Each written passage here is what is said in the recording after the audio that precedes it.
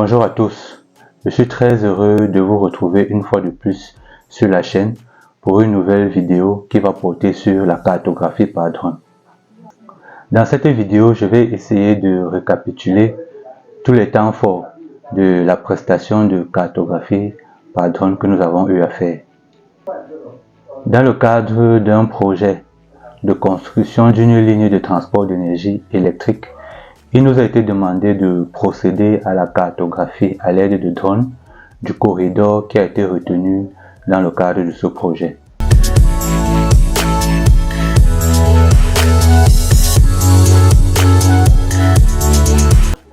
Le but de cette cartographie était d'avoir une image très haute résolution et actuelle du tronçon qui allait permettre d'identifier tous les biens matériels, humains et environnementaux susceptibles d'être impactés par la construction d'une telle ligne de transport d'énergie électrique.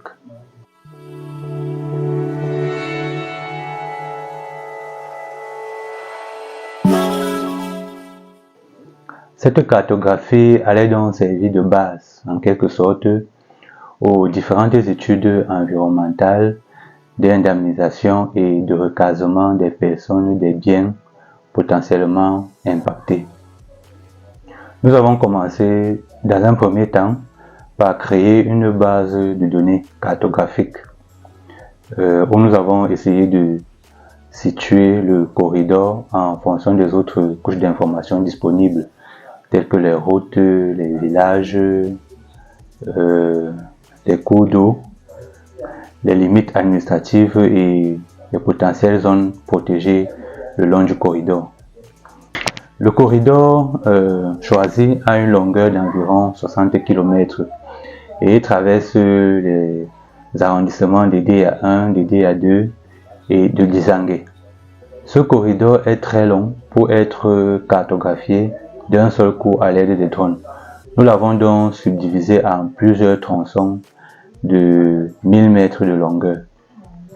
Et maintenant, autour de chaque tronçon de 1000 mètres de longueur, nous avons créé des zones tampons d'une distance de 100 mètres et dans le but de pouvoir cartographier le maximum d'éléments le long de ces tronçons. Les zones tampons sont donc les emprises sur lesquelles le drone va survoler et prendre un ensemble d'images qui vont permettre de ressortir la cartographie entière du corridor. Par la suite, nous avons utilisé les zones tampons pour créer les plans de vol du drone ou bien les itinéraires de captation des images par le drone, et ceci grâce à l'application Drone Deploy. Le principe de la captation par drone est celui de la photogrammétrie, c'est-à-dire que le drone va collecter de façon autonome des images qui vont se superposer suivant un pourcentage de recouvrement qui varie entre 65, 70, voire jusqu'à 80%. L'un des aspects importants de la captation est que les images doivent être géoréférencées. Donc, il est crucial d'utiliser un drone qui a un récepteur GPS et qui va taguer chaque photo en lui attribuant les coordonnées X, Y, Z correspondant. C'est ce qui va permettre également d'obtenir à la fin une carte qui sera géoréférencée et où on pourra superposer d'autres couches d'informations cartographiques afin de pouvoir faire des analyses. Une fois la planification des missions de vol terminée, nous avons donc effectué la descente de terrain afin de collecter les images aériennes du corridor.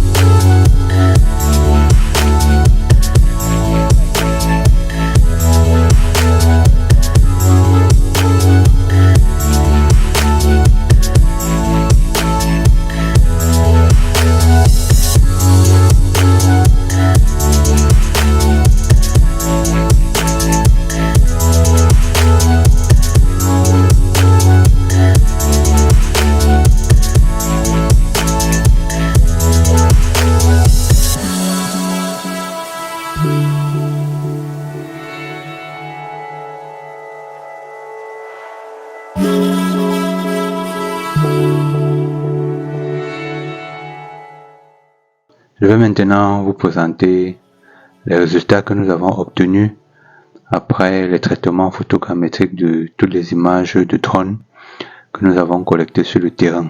Au total, nous avons collecté 7222 images, comme vous pouvez voir là.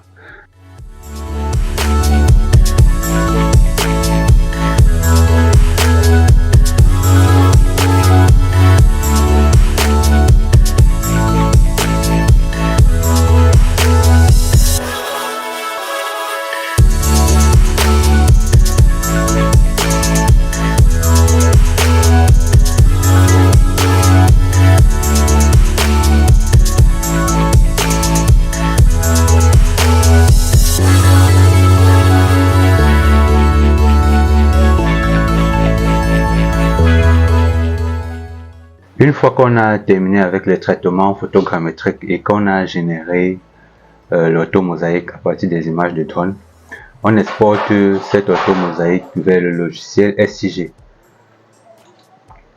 Et c'est ça que vous pouvez voir ici. J'ai exporté l'automosaïque dans le logiciel SIG dans le projet que j'avais monté bien avant lorsque je préparais la mission. Et vous voyez que l'automosaïque, puisque c'est une image 2D qui est géoréférencée, puisque les images de drone étaient géolocalisées, on voit bien que cette automosaïque se superpose sans problème avec les autres couches cartographiques de la zone d'étude.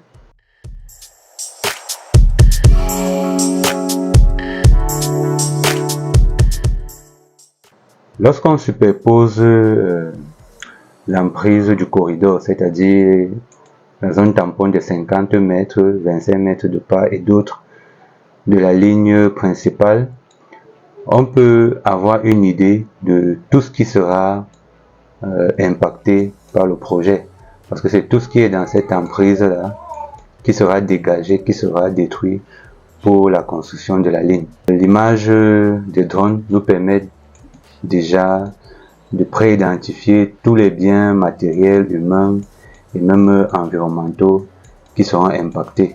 Nous avons essayé de numériser toutes les habitations qui seront impactées si on maintient l'itinéraire du corridor tel quel. Les résultats statistiques montrent qu'au total, on aura environ 848 maisons qui seront impactées par ce projet de construction de la ligne électrique si cet itinéraire est maintenu. Donc, comme vous pouvez voir, on a des habitations qui seront touchées. Il y a aussi des plantations agricoles qui pourront être impactées. Par exemple, ici, on est dans la zone de culture d'EVA. On voit que le corridor va légèrement toucher de part et d'autre les plantations d'EVA. Donc, c'est toujours des biens qui seront impactés. Donc, en essayant de faire toutes ces analyses, nous avons déterminé un autre itinéraire qui pourrait avoir moins d'impact par rapport au premier itinéraire.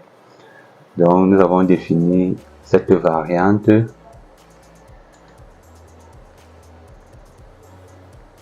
Si je viens vers la fin du tronçon, vous voyez que c'est la variante que nous avons définie. Et cette variante est intéressante parce que ça va, à certains endroits, ça va esquiver beaucoup les habitations. Et c'est vrai que certaines plantations agricoles seront également touchées, mais c'est un compromis entre devoir dégager les personnes et les plantations. Donc il est préférable de dégager ces quelques plantations qui seront impactées par rapport aux maisons qui se trouvent dans l'emprise principale. Et maintenant, nous avons également essayé de digitaliser tous les bâtiments qui seront impactés par cette seconde emprise. Et les résultats statistiques nous montrent qu'on aura juste 267 comparé à 800, plus de 800 pour la première variante. Je viens de vous montrer de façon rapide là à quoi c'est l'orthophoto, les différents types d'analyses qu'on peut faire avec cette orthophoto afin de pouvoir prendre des décisions qui seront adéquates, qui ne seront pas très coûteuses, qui n'auront pas trop d'impact sur l'environnement et sur tout ceci va servir de base pour l'équipe de recensement des biens qui va faire la descente sur le terrain plus tard afin d'identifier chaque propriétaire de biens, les recenser, évaluer leurs biens dans l'optique de l'indemnisation et aussi du recasement. Donc, avec les services d'imagerie satellitaire en ligne, on peut faire le même travail, mais ça ne sera pas très précis. Déjà parce que ces services d'imagerie en ligne, que ce soit Bing par exemple, ou bien Google, ne sont pas très précises. À certains endroits, les images ne sont pas claires. Et même quand c'est clair, on a un problème de mise à jour. Donc, par exemple, là, c'est une image Bing dans cette zone, elle n'est vraiment pas à jour comparé à l'image drone qui est vraiment à jour et montre l'état actuel de l'occupation du sol dans la zone. Donc, c'est un peu la limite qu'ont les services d'imagerie satellitaire en ligne. Nous sommes arrivés à la fin de cette vidéo dans laquelle il était question de vous montrer comment nous nous sommes pris pour cartographier un corridor retenu pour la construction d'une ligne de transport d'énergie électrique dans la ville de Déa. On espère que ce contenu vous a plu, que vous avez trouvé cela intéressant. Et si c'est le cas, n'hésitez pas à partager la vidéo, à la liker et surtout de la commenter également. Nous vous invitons aussi à vous abonner à la chaîne si ce n'est pas encore fait pour ne pas rater les prochaines vidéos que nous allons publier dans les jours à venir. Sur ce, on se dit à très bientôt pour une autre vidéo sur la chaîne.